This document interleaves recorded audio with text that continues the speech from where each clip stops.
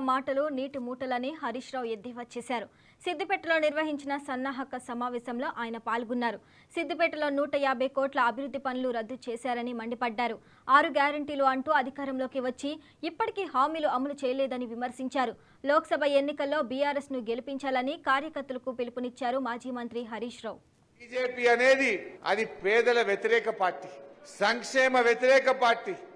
10 ఏళ్లుగా తెలంగాణకు సహకరించని party BJP party. మన 7 మండలాలను లోయర్ సీలేరు ప్రాజెక్టును గుంజుకొని తెలంగాణకు అన్యాయం చేసిన party BJP party. KCR Kaleshwaram కట్టి, కేసీఆర్ చెరువులు మంచిగా చేసి 3 కోట్ల మెట్రిక్ టన్నుల వడ్లు పండిస్తే మేము వడ్లు కొనమని చేతులెత్తింది బీజేపీ. అరే వడ్లు కొనకపోతే ఎట్లనయ్యా, నువ్వు పంజాబ్లోనేమో ఒక గింజ లేకుండా కొంటావు, మా తెలంగాణ వడ్లెందుకు కొనవంటే అగో గింతగానం వడ్లు పండుతాయా? మీరు మొన్నటిదాకా 68 లక్షల మెట్రిక్ టన్నుల వడ్లు పండుతుండే, ఏమైనా మ్యాజిక్ చేసినారా? 3 కోట్ల మెట్రిక్ టన్నులు యాడికెళ్ళి వండుతున్నాయి అన్నారు.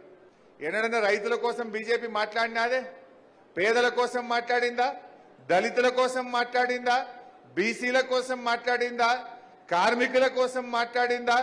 10 ఏళ్లలో బీజేపీ వాళ్ళు చేసిన ఒక్క మంచి పని చెప్తారే? ఇప్పుడు మనం చెప్పొచ్చు, మీరు ఎవరిని అడిగినా బీఆర్ఎస్ ఏం చేసిందంటే 2000 పింఛన్ ఇచ్చింది, కళ్యాణ లక్ష్మి ఇచ్చింది, కేసీఆర్ కిట్ ఇచ్చింది, రైతు బంద్ ఇచ్చింది, రైతు బీమా ఇచ్చింది అని ఎన్నో 100 ప్రోగ్రాంలు మీరు చెప్పగలుగుతారు. బీజేపీ వాడిని ఏం చేసినవరా భయ్ నీ 10 ఏళ్ళల్లో అంటే చెప్తాడా? పెట్రోల్ ధర 60 రూపాయలకి వెళ్ళి 100 రూపాయలు చేసినా, 400 ఉన్న సిలిండర్ను 1000 రూపాయలు చేసినా, పేదరికం పెంచినాం, ఆకలి పెంచినాం, నిరుద్యోగం పెరిగింది, మీకు బయ్యారంలో ఉక్కు ఫ్యాక్టరీ పెట్టమని ఎగబెట్టినాం, కాజీపేటలో కోచ్ ఫ్యాక్టరీ పెట్టమని ఎగబెట్టినాం, మీ 7 మండలాలు గుంజుకున్నాం. గిది తప్ప బీజేపీ వాళ్ళు ఒక్కటి చెప్తారే? ఇవాళ కాంగ్రెస్ పని అయిపోయింది, కానీ తెలంగాణ ప్రజలకు బీఆర్ఎస్ పార్టీ శ్రీరామ రక్ష. నిజంగా మనం వచ్చినాకనే ఇవాళ తెలంగాణలో తలసరి ఆదాయం పెరిగింది, తెలంగాణలో తాగునీటి సమస్య పరిష్కారమైంది, తెలంగాణలో పుట్ల కొద్ది వడ్లు వండుతా ఉన్నాయి. కేసీఆర్ ఉన్నప్పుడు రైతులకు పుట్ల కొద్ది వడ్లు వండితే కాంగ్రెస్ వాళ్ళు వచ్చినాక పుట్టెడు దుఃఖం వచ్చింది.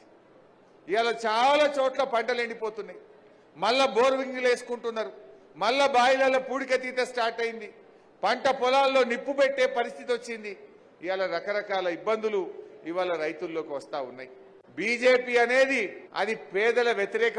దయచేసి కార్యకర్తలం ఏమరుపాటుగా ఉంటే తర్వాత బాధపడితే ఏమీ రాదు. రఘునందన్ సంగతి కూడా మీకు తెలుసు. దుబ్బాక ఉప ఎన్నికల్లో మనం కూడా పోయి పనిచేసినాం.